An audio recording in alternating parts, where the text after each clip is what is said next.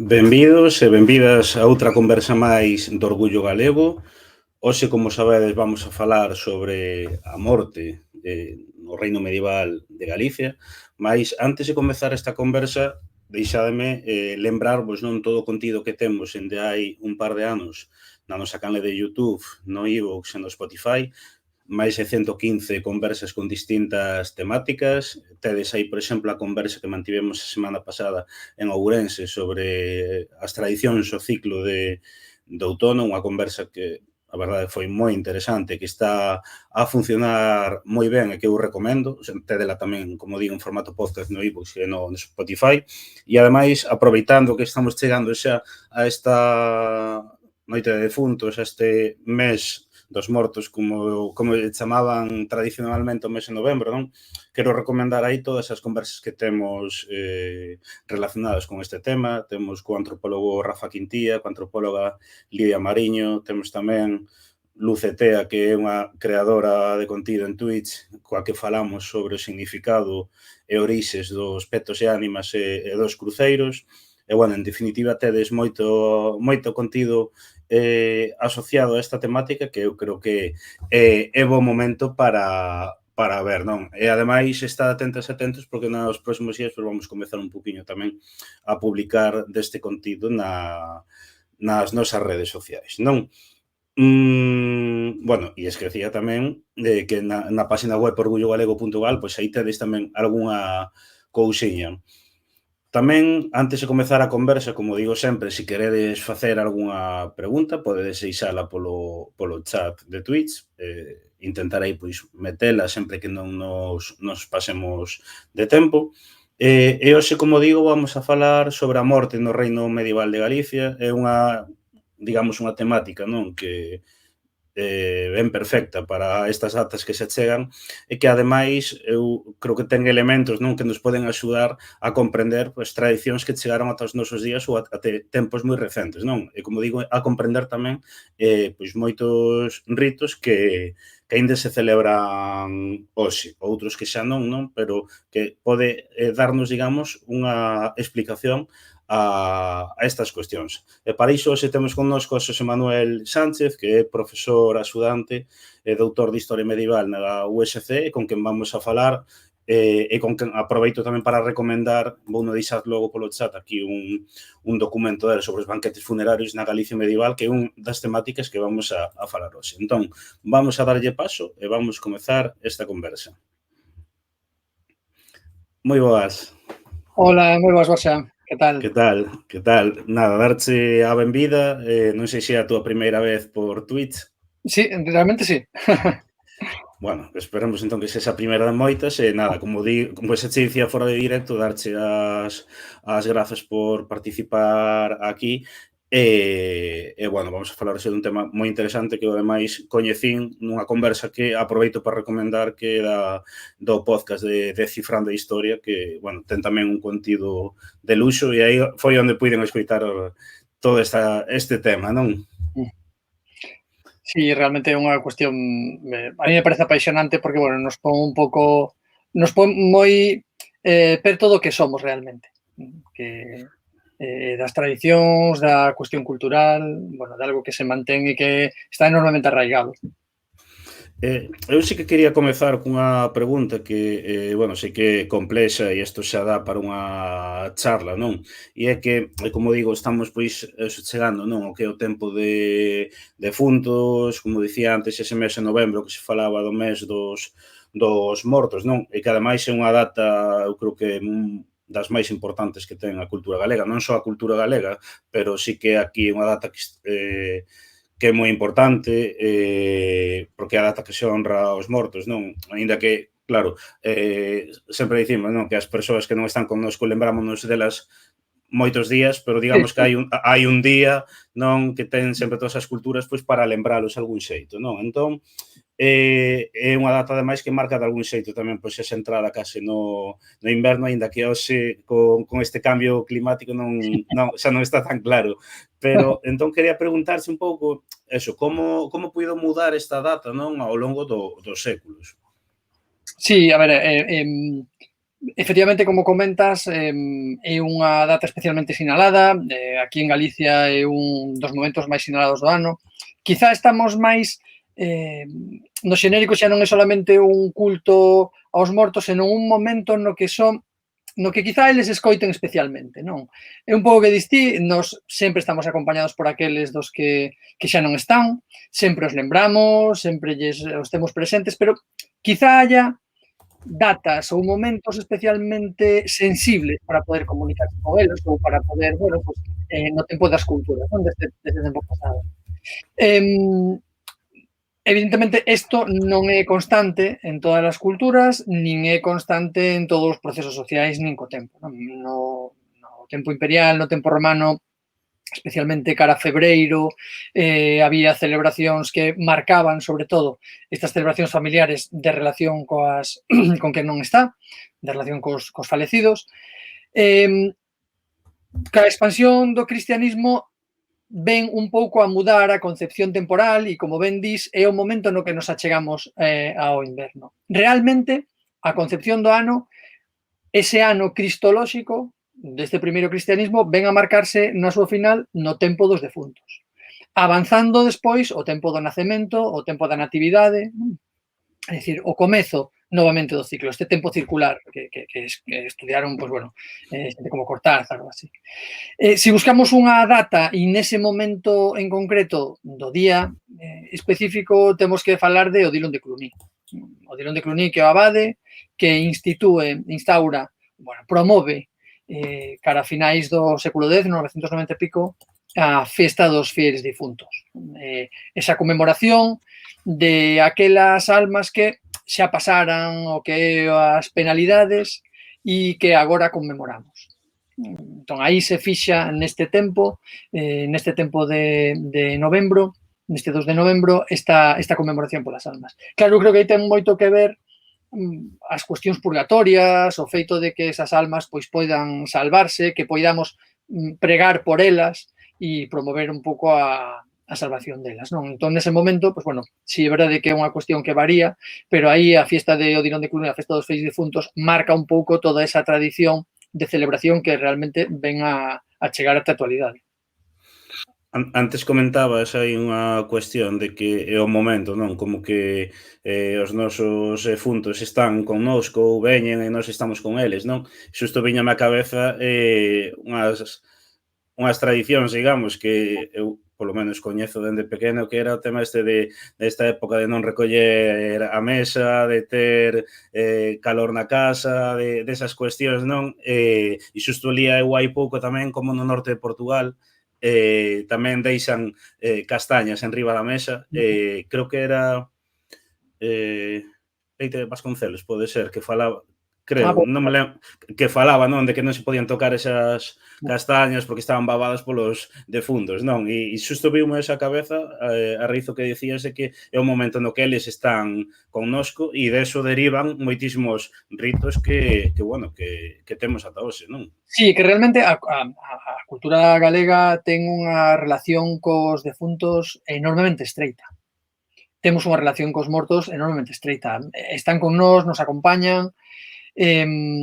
A marxe da cuestión relixiosa, eu creo que entra xa dentro da cuestión cultural, non? E neses momentos nos que hai espazos quizá máis proclives para ese contacto, non? Que nos transmite un pouco as fontes ou polo menos tal e como crían as comunidades desta idade media galega.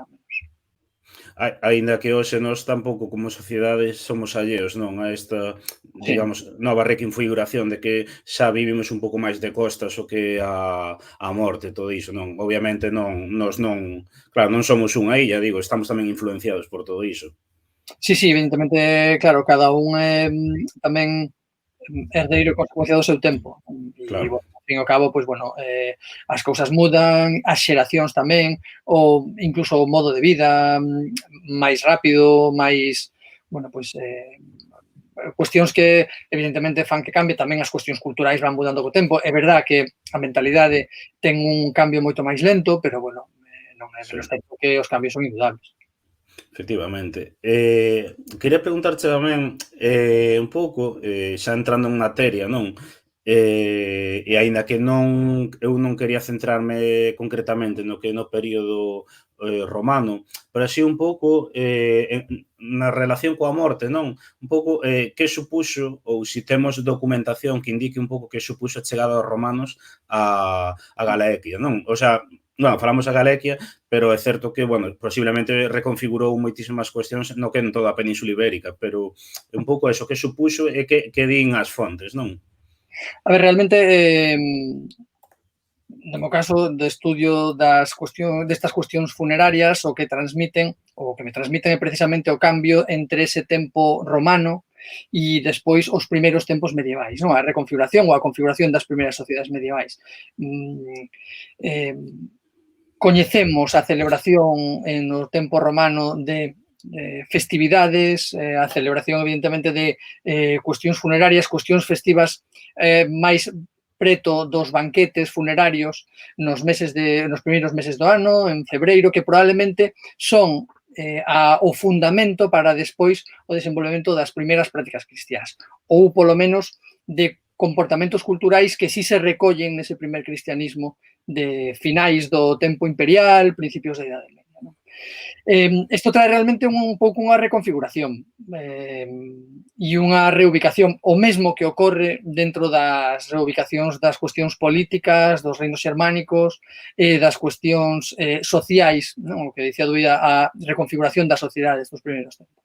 Bueno, pois o mesmo podemos falar na cuestión da propia mentalidade, e aquí recollendo os principios deste tempo imperial e destes cultos que sí temos en algunhas obras, coñecemos pois por Ovidio e demais, temos constancia do xeito destas celebracións, de banquetes funerarios, por exemplo, das parentalia, dunha serie de celebracións marcadas, das cales atopamos o eco neste primeiro tempo da Idade Media e nestas primeiras fontes medievais, onde fundamentalmente nos concilios e na documentación conciliar, San Martiño, os concilios de Braga e documentación, e, bueno, máis que documentación, obras catequéticas, nos van deixando estas primeiras pegadas.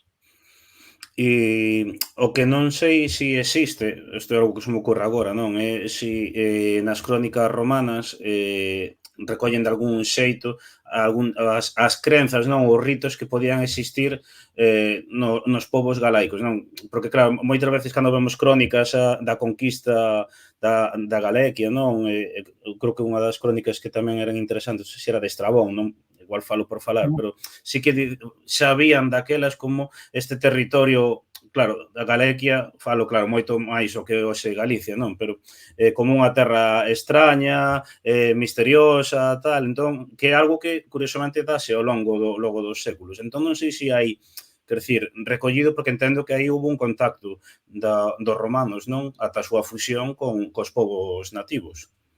Sí, claro, hai unha permanencia do asentamento, hai unha pois toda unha serie de contactos, evidentemente, primeiro militares, despois do asentamento e de asunción do territorio no marco imperial. As fontes realmente son parcas nese sentido, son máis que nada do punto de vista dos logógrafos, desto que se vai recollendo en canto, pois, como ben comentas, entre Estrabón e as primeiras referencias. Claro, non nos permiten seguir os cultos dende un punto de vista tan cotiá. Aí a arqueoloxía ten moito que dicir, efectivamente, pois, bueno, os traballos que se están a facer en todo este tempo que se veñen facendo, pois, bueno, permiten definir cada vez un pouco máis ou intentar, polo menos, precisar que é o que se entendía nese momento, non? As formas da mentalidade. Claro, cando chegamos aos primeiros testemunhos máis documentais das comunidades, e aí sí que xa temos que rebasar case incluso o período suevo, non? Para cando vamos ás propias fontes da Alta Idade Media, nos testamentos, nas grandes coleccións dos mosteiros, por exemplo, pois claro, eso nos permite entrar de xeito moito máis directo na propia vivencia individual e personal neste noroeste. Citabas os suevos e sí que quería, bueno, entrar aí, non? Porque eu, preparando a conversa, sí que pensaba un pouco pois no período do suevo, non? En dúas cuestións fundamentais, non? A primeira é a chegada desas tribus xermánicas e a segunda é, digamos, no período suevo, a oficialización de algún xeito do que do cristianismo, non? Entón, claro, eu pensaba, como puido eso, como pode afectar este período, non? Aos cultos, as adoracións, non? Ou que supuxo? Porque, claro, non? Temos por unha parte esas tribus que veñen de outros territorios, pero tamén unha oficialización do cristianismo, non? O sea, é algo moi importante, aínda que sempre falan que no período suevo non hai toda a documentación que se quixera, pero eu creo que son uns feitos moi importantes. Sí, a ver, realmente o fornecemento xa do catolicismo, non? E o proceso de cristianización no marco europeo, bueno, polo menos temos relativamente ben coñecido. O cristianismo xa oficializado viña cun pulo enorme, pois xa dentro dos tempos de Constantino. Todo o que ocorre no século IV, os edictos, bueno, que teñen os seus problemas de interpretación, non? Pero o edicto de Milán, os edictos de Teodosianos, bueno, todo eso certifica o cristianismo xa como unha religión imperial. A chegada dos povos xermánicos, que son arrianos, non? Que manteñen un cristianismo arriano, vai poñer en contacto cunhas comunidades locais e cunha serie de cultos e comportamentos, como ben dis, pues, relativos e que todavía se manteñen no marco do paganismo imperial, probablemente. Todo eso intenta reconducirse por parte dos procesos de cristianización. E iso non é unha cuestión simplemente no noroeste, senón é en xenérico no marco europeo. Aquí temos a San Martiño, pero efectivamente temos a Pirmino de Rígena ou despois, temos todo, bueno, despois xa en tempo carolínxio, temos toda unha serie de obras que coñecemos máis ou menos. E aí se intentan reconvertir prácticas que procedentes dese tempo pagano, e cando digo pagano me refiro a imperial, polo menos hasta aí, polo menos, reconvertilas ao marco do cristianismo. En moitas ocasións, non se rexeitan por inválidas, senón por erróneas. O que se di non é que sexan inválidas. Non é que o que se di é que o estades a facer mal. O estades a facer mal, todos uns herexes. Eso funciona, pero non fagas así. Entón, se intenta, e o que se fai é reconducir eses comportamentos a través do sinal da cruz, da santificación, pois, bueno, da beizón de espazos, e isto que vai facendo é recolocando e reubicando cuestións propias do propio paganismo dentro dos comportamentos cristianos. Gregorio Magno di moi claro, non? Na carta a Melitón. Se hai un templo pagano, non o tires. Non o tires. Ponlle unha igrexa, ponlle un altar. Todo eso, claro, que mellor que reaproveitar espazos de culto, formas de culto que xa eran coñecidas, que xa eran referenciais para as comunidades, reaproveitalos para a propia condución do propio culto, non? Entón, este proceso de cristianización, neste sentido destas comunidades, destes reinos xermánicos europeos, non? Porque isto non é unha cuestión que tamén sexa simplemente do noroeste, que tamén o é, sino que ademais, pois, bueno, outros espazos o conocemos. Recollen e reubican estas formas das crenzas e dos cultos. Claro, isto que fai é agazapar detrás dos cultos do cristianismo elementos que eran propios do paganismo. Aquí estamos a falar dos banquetes funerarios, por exemplo. Antes referíamos a parentalia. Xeitos que San Martiño, por exemplo, condena en Correcciones Rusticoro nos capítulo a Martini e que despois os atopamos condenados pois no século XI. Por qué? Porque non se deixou de facer. Claro. A min estabas a lembrarme cuántos petróglifos hai cunha cruz marcada en riba, que non teñen que ser só dese período, non? Cantas capelas hai no alto dun castro, dólmenes tamén, bueno, incluso en Portugal, hai Portugal Centro, que hai dólmenes reconvertidos en capelas, ou seja, podemos falar, non, que máis que unha erradicación, houve unha readaptación ou resignificación deses cultos, non? Sí, eu creo que ese xeito de é verdad que se loita contra eso, non? E se condena, Correcciones Rusticoro é moi claro. Sí. Pero ao mesmo tempo, o xeito que hai para reconvertilo, e aí hai tamén bastantes obras sobre isto, a historia da superstición de Claude Smith, por exemplo, recolle bastante, o xeito de reconducir ou de recoller e incluso reaproveitar ás veces algúns destes cultos e costumes, o que fai é que se integren e se manteñan. Pois, por exemplo, se falaba en algunhas ocasións de recitar en salmos mentre se recollen ervas. O que hai que facer é o que se pide que se recite un salmo ou que se rece. Non se di que non se rece, cuidado. Non se di que non se faga, se di que se rece unha oración pues bueno, específica, non?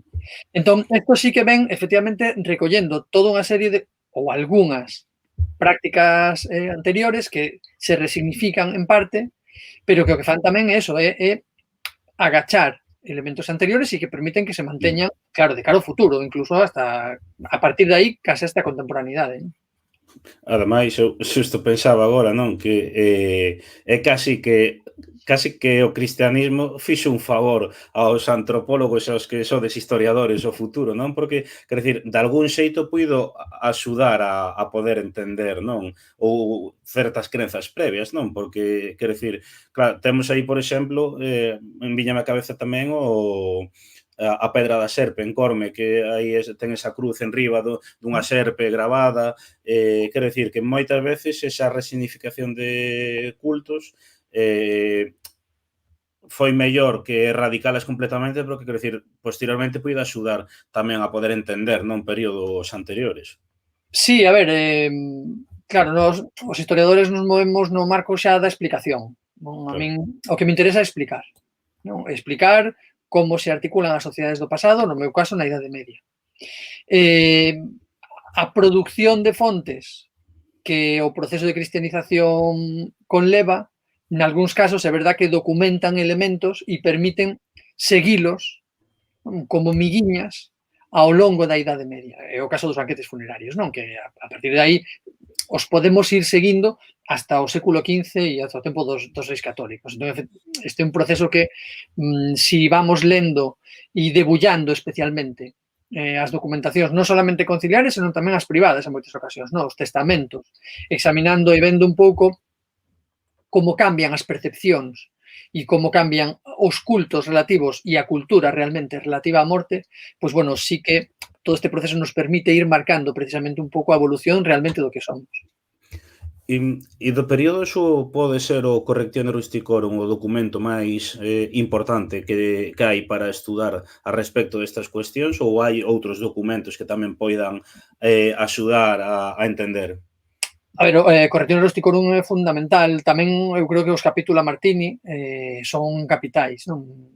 Son unha colección de cánones que se incorporan despois do Segundo Concilio de Braga, o sea, despois das actas do Segundo Concilio de Braga, dedicados a Nitixio, o bispo lucense, e aí se recolle unha serie de cánones orientais, de concilios, que veñen a recoller unha reconvención cara as comunidades rurais tamén en as prácticas.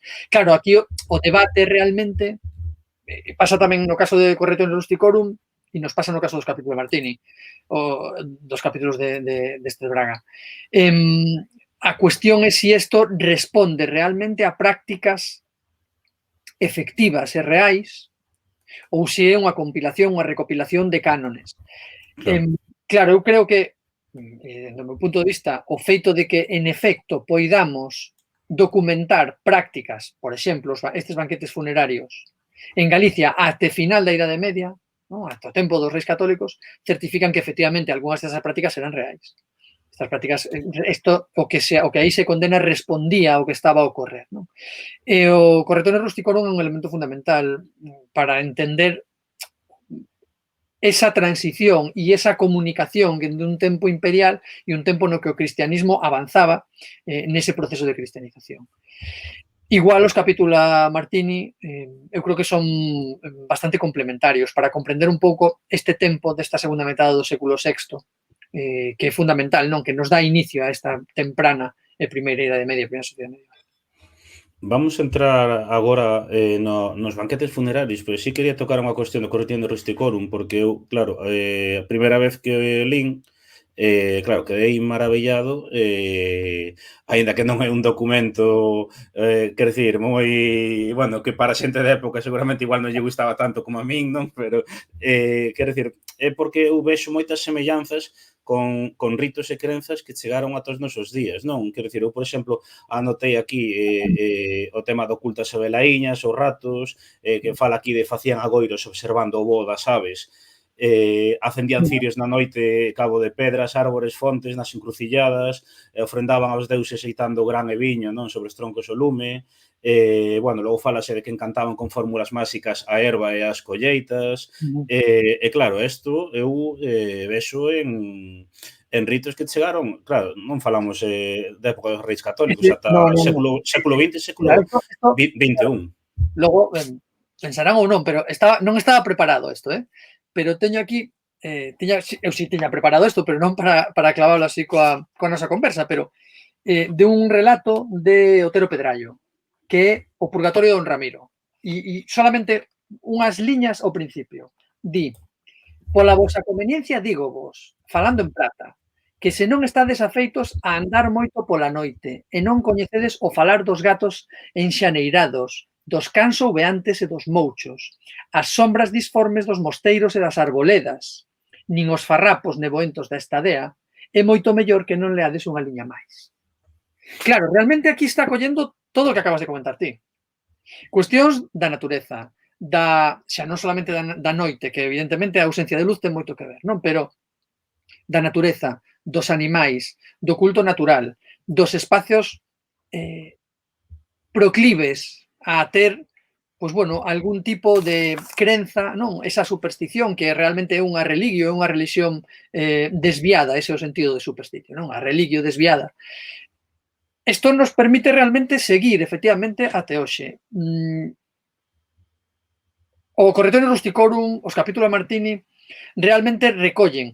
É verdad que habería que, e iso é un traballo que queda ainda por diante, habería probablemente que limpar cultos, formas, xeitos, intentar examinar o que realmente era propio desta poboación deste momento do século VI, e non. Pero a partir de aí, e penso nos banquetes funerarios, pero como noutros que ves a comentar, poderíamos ir seguindo probablemente hasta o día de hoxe, hasta o tempo actual. Claro, isto é porque é unha cuestión enormemente íntima. Estamos a falar de crenzas personais e privadas. Nos banquetes funerarios, que máis íntimo que o xeito en que encaramos a ausencia dun ser querido? Non hai, quizás o nacemento, non? Pero, claro, neste sentido, estamos precisamente ante unha das cuestións que nos tocan máis de fondo. E precisamente por eso é difícil de mudar. Se fan as cousas como sempre se fixeron. E iso o vai permanecendo e o vai perpetuando. Ou polo menos o vai continuando, é verdad, cos seus cambios, pois por suposto, non? E neste caso hai varios cambios que se poderían documentar, pero e despois logo o propio avance científico e nos coñecementos, todo ven a mudar as cuestións, pero hai elementos que xa pasan a ser culturais, pasan a estar tan fondo e tan dentro que cambiálos é enormemente difícil, e aquí o podemos ler, eu creo. Efectivamente, a min, por exemplo, co tema das fórmulas máxicas a erva, pois a min o primeiro que me viu á cabeza, que non ten por que ser, pero son igual as ervas de San Xoán e as frases que se dicían coas ervas de San Xoán, non? Quero dicir que hai moitos elementos, non, que nos poden axudar a comprendelo. E tamén aí, agora sí que quería entrar no tema dos banquetes funerarios, pero por concluir un pouco esta parte, non é? Un pouco, si temos máis ou menos unha idea de como era o cristianismo na época, pois, por exemplo, de Martiño de Dumia, o cristianismo, pois, o século XX é o máis recente, non? Un pouco que semellanzas ou diferencias podería haber. Bueno, hai que ter en conta que ese tempo do cristianismo é un tempo no que se está a configurar todavía. Falábamos antes de que veña o tempo de Constantino, de que ten xa unha bagaxe importante no marco do imperio, religión oficial, sobre todo no século IV. No? O século IV é o século no que paganismo e cristianismo invirten os seus papéis, e ao final do século o paganismo queda reducido ao fogar, exclusivamente. Nese contexto, estáse a dar forma igualmente a moldear o culto, o xeito do culto. A liturxia, é dicir, o modo en que se fan as cousas, o sentido que teñen os xestos e o modo en que se fan as cousas, e a propia crenza en sí, a ortodoxia, que é aquilo que hai que querer, é o pulido realmente das formas da crenza religiosa. E aí É un tempo de herexías, é un tempo de herexías plantexadas como a desviacións desa ortodoxia que se vai pulindo. E aquí conocemos ben, pois, priscilianismo, pero tamén falamos do arrianismo, nestorianismo, especialmente herexías orientais, pero despois tamén algunhas aquí en Occidente, non? Realmente agora empezan a pulirse elementos que se van a manter xa, nese momento empezan a pulirse elementos que se van a manter como centrais tanto na liturxia como nas formas de culto de crenza cristianos ata o presente. Por exemplo, o credo, non? A cuestión trinitaria. A cuestión trinitaria xenera pois varios concilios, especialmente no século V, séculos IV e V, sobre todo no V en torno a varias herexías.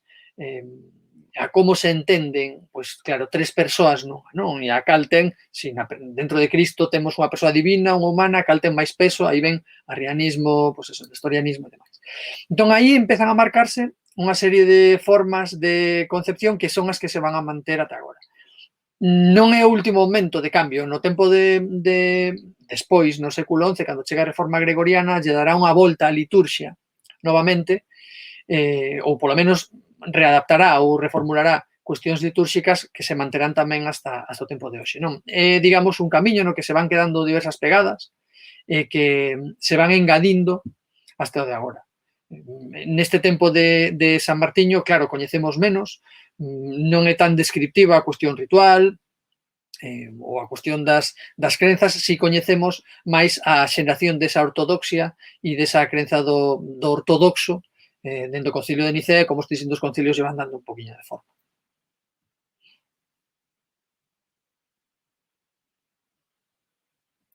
Non se escoita agora mesmo? Non se me escoita. Sí, agora sí. Non, hai unha cuestión que é o dos banquetes funerarios, non? Que, de feito, xusto deixei polo chat un documento teu que os banquetes funerarios na Galicia medieval, mentalidade de sociedade de pervivencia nas festas a morte, non? Claro, a día de hoxe, se falamos banquetes funerarios, haberá moita xente pois, que pense na fiesta de muertos en México. A min veñame a cabeza, non? Hai xa uns 15, 16 anos falando con unhas señoras, non, que falaban como elas cando eran pequenas iban ao cemiterio e estaban ali o día inteiro coa familia limpando e estaban comendo, conversando, bueno, que eran momentos para lembrarte dos teus finados, para preparar aquelo, pero tamén para falar coa xente, para, bueno, comían ali, pasaban o día, non? Entón, un pouquiño, quería preguntarse, non, estes banquetes funerarios que eran e un pouco que é o que tes documentado sobre eles, porque, claro, neste documento logo falaremos máis, porque hai moitísimo aí ata os reis católicos, non, que falas incluso, se non me lembro mal, de problemas de orden público, bueno, destas cuestións, non, pero un pouco que eran, para que nos este escoitar e non saiba. Vamos a ver, estes banquetes funerarios son... Bueno, eu aí casi, mira, empezo por unha vivencia personal, non? Eu aló polos anos 80 e seguro que boa parte dos que me escoitan, pois, bueno, o mellor se xente moito máis nova, igual xa non, pero se xente de certa idade, pois seguro que o compartimos. Eu aló polos anos 80 falecera unha tía relativamente próxima, entón fomos ao funeral, a súa casa. O seu funeral era unha paparota. Aquela era unha paparota con mesas. Eu non entendía por qué, se a tía Maruja acababa de morir, estábamos todos os primos, unha enorme cantidad de primos que eu non coñecía, comendo nesta mesa, aló estaban os maiores, porque aquilo parecía máis unha festa ou unha celebración. Eso é realmente o sentido dun banquete funerario.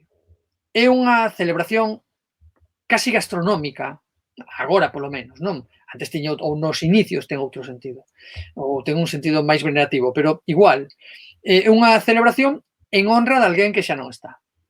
O que chamaba no tempo de San Martiño os prandia defuntorum. Se levaba a comida, nese caso, a comida se levaba ao lugar de enterramento.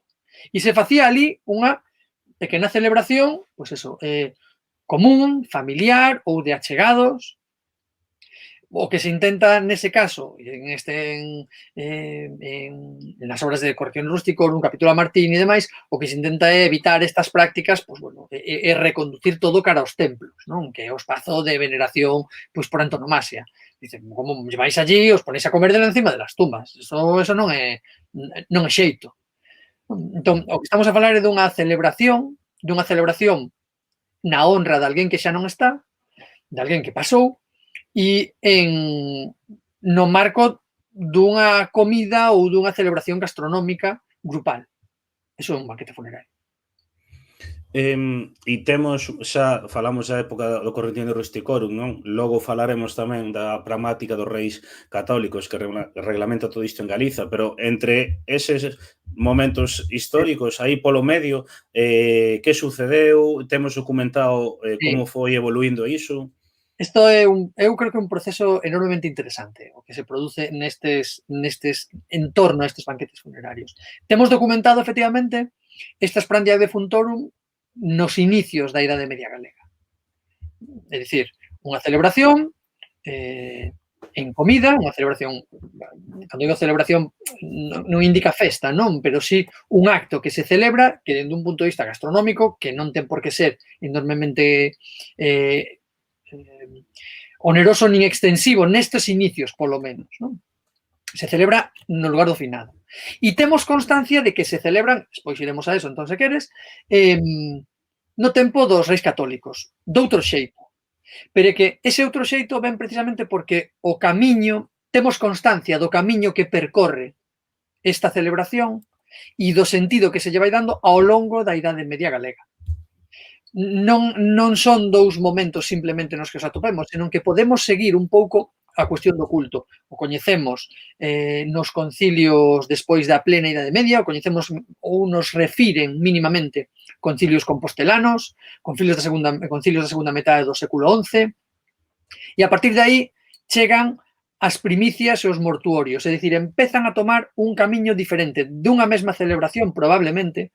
Empezamos a ter dúas vías. Por unha parte, as primicias, que son unhas entregas de produtos que se dan á igrexa como favorecedores pola alma do defunto.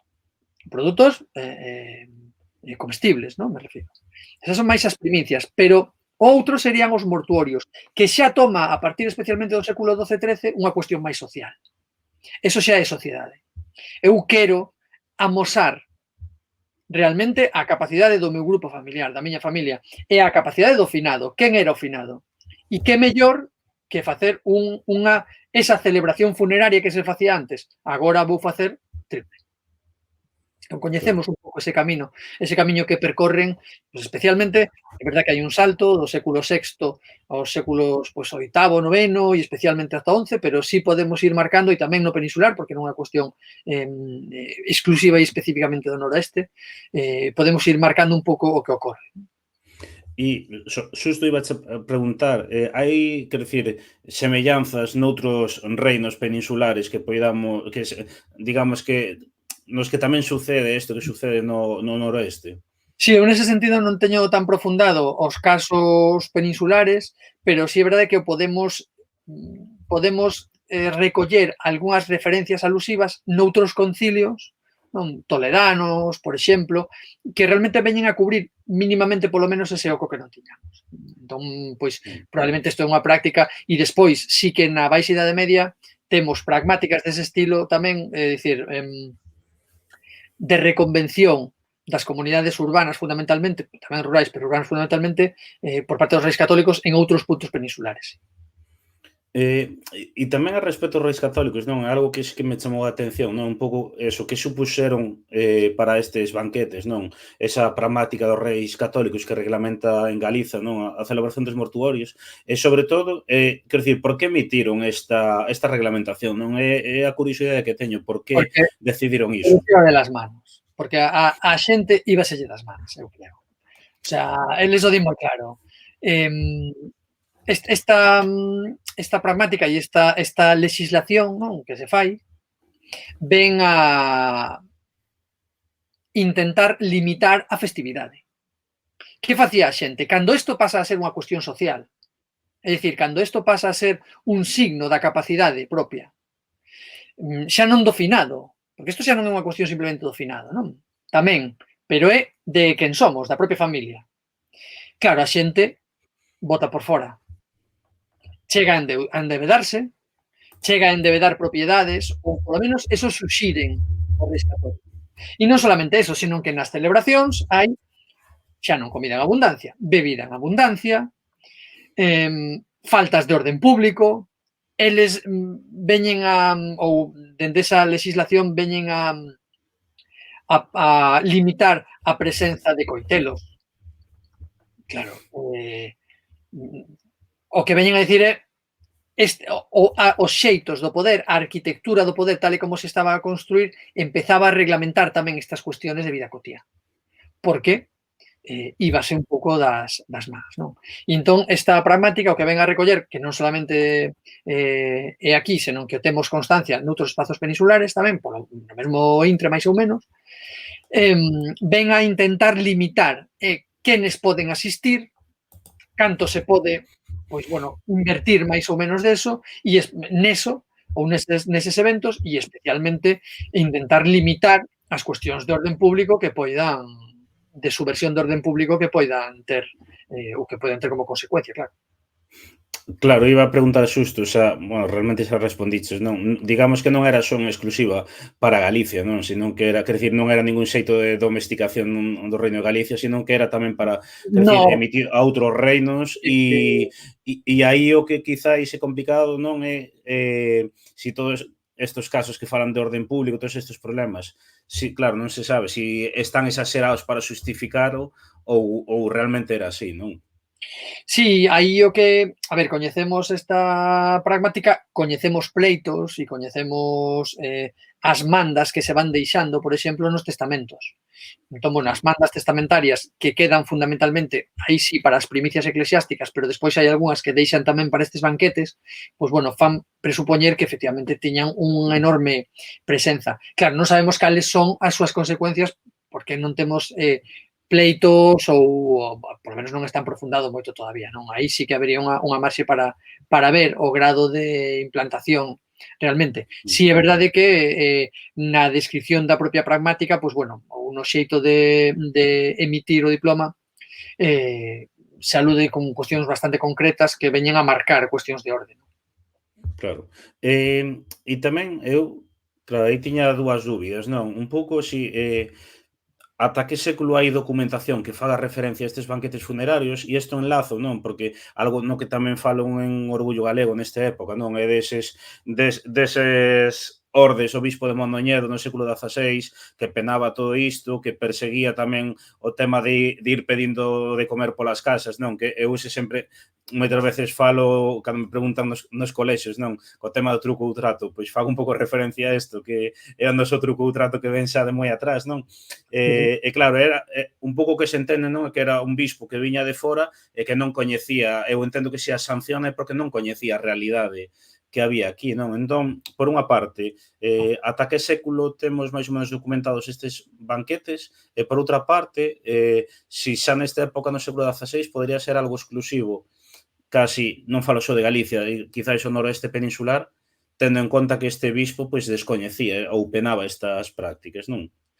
Sí, bueno, a ver, o xeito de o feito de penar tampouco implica a propia exclusividade, non? Nin sequera case descoñecemento. Claro. Eu creo que é unha cuestión que, como ben estamos a dicir, se mantén hasta a contemporaneidade. No meu caso, eu me deteño, como sempre, no século XV, fundamentalmente, non? Case vou pouco ao XVI. O visito ás veces e me gusta tamén, pero despois entrame un pouco de frío e case sempre volvo un pouco para atrás. Volves para atrás. Sí. Entón, si sabemos que hasta aí ten un desenvolvemento, seguramente nada, isto non ten dúbida que continuando será costume das comunidades, non? E de feito, por eso chega hasta tempo recente. Aí, nese tempo e nestes primeiros ou nestes concilios do século XVI se recollen, efectivamente, moitas prácticas que seguramente son enormemente anteriores e que se manteñen. Penso, por exemplo, no tronco de Nadal, non? O famoso tronco de Nadal que se queima, é unha cuestión que figura nun sínodo mindoniense do século XVI, non lembro mal. Claro, figura xa non só que se queime, sino que a xente collía as cinzas. Sí. Que collesen as cinzas. Igual que tamén se condenan noutros que a xente ou que haxe a xente que raña na pedra dos altares para levarse parte da area. Entón, claro, aí hai unha serie de prácticas que evidentemente veñen de moi atrás, enormemente arraigadas. Bueno, a cuestión do tronco, pois, bueno, creo que é unha cuestión que pon en común case con espazo europeo, non? Europeo, Claro, sí. enormemente coñecido. E esas testemunhos que se adentran e van cara adiante na idade moderna, pois claro, sí que nos permiten mirar cara a este tempo medieval do que estábamos a falar agora, e que eu creo que se manteñen en parte hasta a actualidade. Algúnas máis, como quizá estes banquetes funerarios, ao mellor porque teñen un matiz social moito máis destacado. Claro. Pero quizáis sí que esta pragmática dos reis católicos sí que puido ser un punto de inflexión para estas celebracións, non? Posiblemente, aínda que non desapareceran automáticamente, non? Pero Claro, puido ser... evidentemente é un punto de persecución, o sea, de persecución, é un punto de limitación da autoridade, non? E entón, home, eso eu creo que si faría que, bueno, que probablemente se restringise máis a cuestión familiar. O que ven a transmitir isto é que era unha cuestión moi grupal na que os convites, pois, bueno, se salían un pouco de madre precisamente pola cantidade de xente ou por as condicións. Isto faría que se reconducise un pouco ao ámbito, pois, quizá máis familiar, un pouco máis veciño, claro. Mira, deixen por aquí polo Instagram unha pregunta, unha persoa que non ten conta en Twitch, e di se en Galicia existe documentación por exemplo, di aquí suizos, crónicas, etcétera, que narren non a celebración destes banquetes funerarios. Que nos refira e que nos fagan unha narración deles, non. Eu non atopei ningunha, non. Sería maravilloso, non? Sería estupendo. Pero polo de agora, o mellor buscando algún pleito ou algo especialmente do século XV ou en protocolos notariais, quizá aí. Os protocolos notariais son unha fonte enormemente rica, non? E entón aí seguramente, digo seguramente, non neste caso en concreto, porque non se pode afirmar, pero sí de seguro que hai para aprofundar en boa parte das cuestións culturais de mentalidade de pensamento desta Galicia da Baixa Idade Media. Eu non atopei un relato como tal, unha referencia cronística que nos veña a referir como se fan e o xeito en que se desenvolven. Sería maravilloso. Claro, claro. Sí, me amplía e di que información hai se en Galicia ou noutros territorios peninsulares previo aos reis católicos, neses séculos previos, se hai algún tipo de crónica ou algo que nos indique que isto seguía a celebrarse, non? Aí fundamentalmente son as documentacións conciliares, de sínodos provinciais, concilios, cando digo concilios me refiro a estes concilios provinciais, non das provincias neste caso na Galiza, e nas actas se recollen pois algunhas cuestións relativas a estes comportamentos e a estas formas que xa pasan a ser máis culturais, non? Falábamos antes da referencia cos animais, as crenzas naturais, pois, bueno, a reconvención que se fai nestas reunións conciliares ven a marcar un pouco, en parte, a deixarnos esas miguiñas que podemos seguir. Claro. E realmente ti pensas, aquí vamos falar xa, claro, hipotéticamente, si, desas celebracións, antes de que chegaran os tanatorios, non? Cando velaban os mortos nas casas, que sempre falaban no que era o momento no que viña a xente, e que a xente, bueno, miraba a túa casa, e que entraban eso no teu terreno privado, e tiñas aí a comida para a xente que viña, así, de algún xeito eso podería ser como unha, digamos, unha evolución ou adaptación destes banquetes funerarios, posiblemente. Home, evidentemente, a cuestión social está enormemente presente, non? Claro, eso eu creo que tamén é un sentido de morte moi contemporáneo, o das visitas, as casas. Si é verdad que a morte estaba presente nas cidades, coñecemos sonidos asociados, campaniñas, por exemplo, que se tocaban, velas que se levaban, non? Cirios, en pequenas procesións. Evidentemente, a atención ou unha mellor atención ou destinar máis fondos para a propia atención aos asistentes a un espazo funerario ou unha actividade funeraria, pois, bueno, é unha cuestión que denota prestixio social. Claro. Isto está especialmente documentado nos cambios da morte cara ao século XIII. Non? Século XIII, mediados do XIII e de aí en adiante. Que ten tamén moito que ver co asentamento do purgatorio. Claro. O momento no que a condenación xa non é eterna. Claro, eso ao individuo lle permite facer. Ti estás, Claro. eso comentaba mesmo hoxe nunha clase, ti estás dubidando entre facer algo ou non facelo. Si a condena non é eterna, pois bueno, te podes arriesgar. Claro. Claro, para eso, que necesito? Necesito que eu saiban onde estou enterrado. Necesito que a lápida leve o meu nome, porque eu quero que me recen, non lle vayan a rezar o veciño. Tamén poden rezar ayer, pero a min polo menos que me saquen. E entón todo isto vai cambiando os xeitos, a renovación dos epitafios, por exemplo, fala Philippe Ariès, todo isto vai cambiando os xeitos da morte, o espazo cultural da morte, que a min particularmente o que máis me interesa, non? Casi o marco social. A min me interesa a morte como a fenómeno social e o que implica no artellamento das comunidades. Eu son menos das cuestións teolóxicas ou de cuestións eclesiásticas ou por menos lesión, senón máis neste marco da sociedade. E aí sí documentamos ese cambio no século XIII cara ao XIV, que en parte, pois bueno, ven a engadir un elemento diferenciador na morte. A morte iguala, efectivamente, a morte iguala. A morte iguala. Pero despois xa non iguala tanto cando hai toda unha serie de procesos sociais que pode entrar aquí perfectamente este tipo de atencións. Por eso tamén se critica na pragmática que haxa xente que se endeuda. Que se adquiran débedas por estas celebracións. Pero por que se adquiren as débedas? Porque eso implica o que son. O meu papel tamén en parte na comunidade, no marco destas oligarquías ou do proceso urbano. Sí, é unha forma de prestixio, ao final. Claro, sí, efectivamente. E todo isto ven tamén pues, nos xeitos das sepulturas, dos sepulcros, dos arcosolios. Por exemplo, Marta Cendón ten traballado moitísimo as cuestións funerarias. Coñecemos máis ou menos ese mundo no que nos movemos, non? Claro.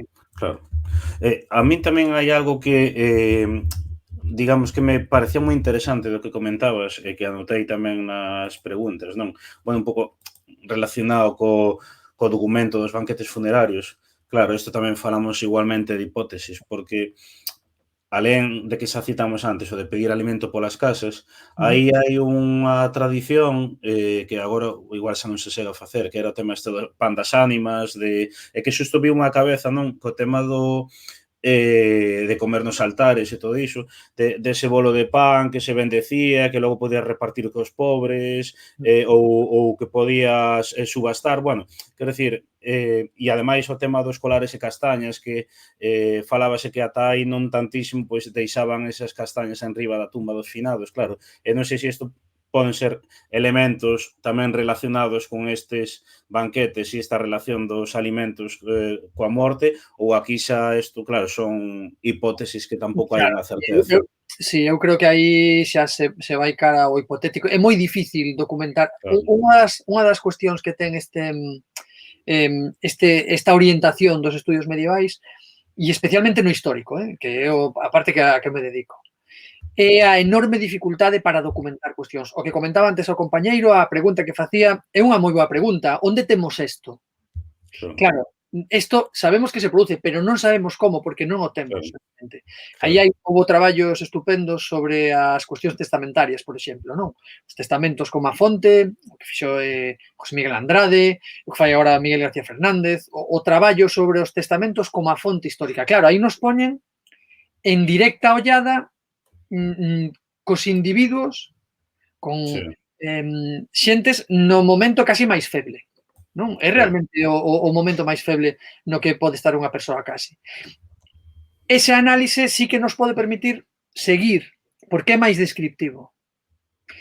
Outras cuestións, un pouco como que comentas, pode ser enormemente difícil de seguir, seguro, na Idade Media, porque non temos ese testemunho que nos explique como se facía nese caso, non? Ou o xeito que se facía. Si é verdad que a cuestión do pan das ánimas a mí me lembra en parte o que se falaba en Correcciones Rusticorum cando se falaba de botar pan nas fontes, non? O culto nas encrucilladas. Pero claro, todo eso son unhas meras suposicións que non nos levanta un pouco moito máis, porque non podemos seguir ese camiño, que sí que se pode seguir un pouco máis co caso dos banquetes. Claro, claro. Eu lembrábame tamén estes días, non, dunha persoa que convidáramos ás conversas sobre Orgullo Galego, que dicía que moitos estudosos de fora, claro, non sei se é algo exclusivo do noroeste peninsular, non, pero dicía que, digamos, que o cristianismo en Galicia, a Galicia un pouco máis ampla, non, entendido tamén igual o norte de Portugal, zonas Asturias, etcétera, como que era o cristianismo menos cristián dos que hai, ou seja, como que dicindo que é un cristianismo que se foi amoldando a unha serie de ritos que existían ao longo dos séculos, non? E que nos trouxo hoxe, pois, eso, crenzas en romerías, falábamos o tema do culto das fontes, que tamén hai fontes aquí por todos os lados, San Andrés de Xido, que non deixa de ser tamén posiblemente unha resignificación dun cultos previos, non? Quizá eso pode ser así, que o cristianismo de hoxe en día beba de todo isto que houve ao longo dos séculos, ou quizáis, e isto xa é reflexión miña, é algo que sucedeu en todos os territorios cristiáns. Claro, ao mesmo tempo tamén podemos ver o paganismo como o menos pagano, non? Claro, claro. Realmente hai cuestións que se comparten en moitos espazos. Penso agora, volvendo un pouquiño cara atrás, e aínda que non é algo que teña especialmente profundizado, pero sí coñezo máis ou menos as semellanzas, o que nos comenta Martiño de Dumio, en Corrección Rusticorum, por exemplo, o atopamos séculos despois en Pirmino de Regenau no espacio carolinxio.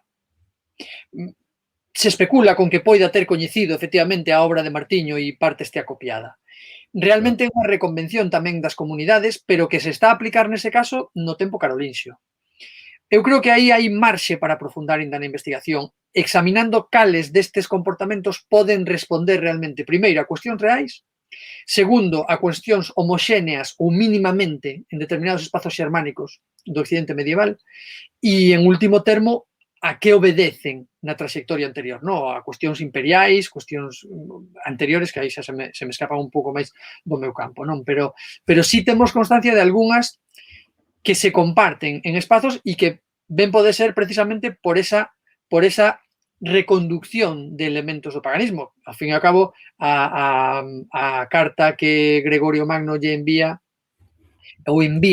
na que comenta cuestións dos altares e dos templos paganos e demais, a envía a Melitón nas Illas Británicas. Entón, Claro. É un espazo que esa reconducción sí eu creo que entra dentro do proceso de cristianización, precisamente tamén polo arraigado que estaban os comportamentos anteriores nas comunidades diversas. Claro. E un pouco xa para concluir, non? Falabas ti antes algúns documentos, non, que poden servir para informarnos de todo isto. A maiores non sei se nos podes ampliar un pouco máis ou se hai perspectiva pois que este traballo teu, non, os banquetes funerarios na Galicia medieval pode tomar forma, quer decir, pode coller forma de libro ou algo así. Sobre todo eso, recomendacións para a xente que nos está a escutar. A ver, aí no marco do histórico, outra vez, non Sí. entro en antropoloxía e demais, sino Sí. no marco da parte histórica.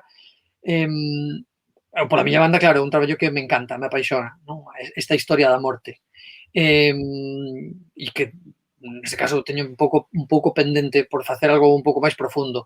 Pero quen queira achegarse, dende o punto de vista histórico, hai algúns traballos que foron saindo e que dende a investigación propiamente da historia medieval galega, poden aportar un pouco de luz. Eu agora comentaba os traballos que fixo José Miguel Andrade sobre os testamentos e documentación testamentaria, sacando notiñas e extraendo cuestións deles, poñéndonos un pouco na ollada destas persoas nese momento crítico, o que fai García Fernández actualmente, de recompilacións testamentarias, tamén bastante enormemente interesante. Hai un artigo de Hermelindo Portela e Mari Carmen Pallares que traballou a morte dende un punto de vista social, a morte en Galicia nos séculos XII, especialmente no século XII, que está, eu creo que está no Anuario de Estudios Medievais, e é realmente unha análise estupenda ou para iniciar a análise desta historia da morte en Galicia na plena Idade Media. Non? Dende un punto de vista social, estamos falando da morte como a fenómeno social e como a fenómeno histórico. E a partir de aí, pois, eso, traballos de Marta Cendón, nas cuestións funerarias, a veces en algunhas de sepulcros e sartegos. Bueno, son algunhas cuestións que hai que lle interese ten que ir ollando un pouco por aquí por alá e recompilando, pero dende estes autores e cousiñas sí que se pode ir sacando, eu creo que unha base bastante sólida para facerse unha idea un pouco, non, do xeito deste noreste da morte aquí en Galicia, neste noreste. Pois tomamos nota destas recomendacións e nada, chegamos ao final, a verdade que foi unha conversa moi interesante, creo que poderíamos seguir moito máis, pero eu creo que é un punto de inicio para que a xente tamén poida informarse e documentarse. Din por aquí, fermosa conversa, moitas grazas de Bos Aires, Argentina. Deixei tamén aí polo chat o artigo da revista UNED, o artigo sobre os banquetes funerarios, e, como digo, agradecerte, bueno, por unha parte, parabenizarte por este traballo, porque a verdade a mí é un documento que me pareceu impresionante, que me axudou a coñecer moitas cousas, non? E agradecerte pois, que esteas hoxe nas conversas de Orgullo Galego. Non, moitas grazas a vos, moitas grazas a ti, Borxa, Orgullo Galego por todo o que facedes pola divulgación e pola aprofundamento aquí da cultura da Galiza. Creo que pasamos aí noitiña, xa se fixo de noite, así que é o tempo de deixar de falar dos defuntos. Pois sí, agora xa é o tempo dos defuntos, cando tal, non deixamos de falar xa dos defuntos. Nada, darche as grazas e seguimos en contacto para futuras conversas. Tanto contigo como con calquera dos ouvintes e presentes, calquera cousa que pense que lle poda axudar, xa saben isto. Moitas grazas. Graciñas. Chao. Chao. Chao, chao. Bueno, agardo que vos gustase, a verdade que é un tema moi interesante, insisto, se alguén non ten o enlace, pois pode falar por privado, por Instagram, por Facebook, e paso vos o seu artigo sobre os banquetes funerarios, a verdade que é fascinante. E nada máis, chegamos ata aquí, a xente que chegastes tarde, lembrade que mañá xa vai estar subido na canle de YouTube e tamén en formato podcast no iVoox e no Spotify, que tedes a semana pasada unha conversa sobre os ritos e crenzas de Santo André de Teixido e tamén sobre os ritos e crenzas do ciclo de outono, e que podedes escoitar porque son cuestións tamén moi interesantes, non? Deixámoslo aquí xa, porque xa pasan das 9:30, seguimos por redes sociais divulgando estas cuestións e próximamente faremos outra conversa, neste caso, sobre o rito do abellón, que vades a ver como é un tema fascinante e prácticamente descoñecido. Graciñas, boa noite, chao.